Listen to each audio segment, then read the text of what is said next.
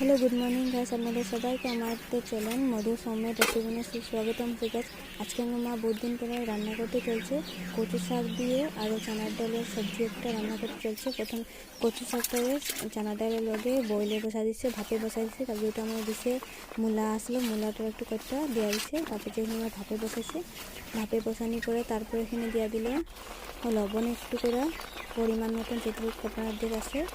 আবার জিরা গুঁড়া দিল, মরিচের গুঁড়া দিল আর হলদি গুঁড়া দিল। এগুলো দিয়ে ভালো করে ভাপাতে বসাচ্ছে।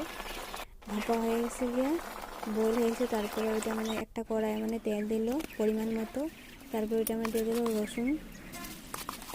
তারপরে ওইটা মানে দিল ওটা ভাপা করা হয়েছিল যে কচু শাকটা আর চানা ডালটা, ওইটা মিক্সচারটা দেওয়া দিচ্ছে কড়াইতে দিয়ে লাড়াচাড়া করছে। লাড়াচাড়া করার পরে আমার এটা ভালো লাগে, লাইক কমেন্ট শেয়ার করবেন গাইস। Bye bye guys.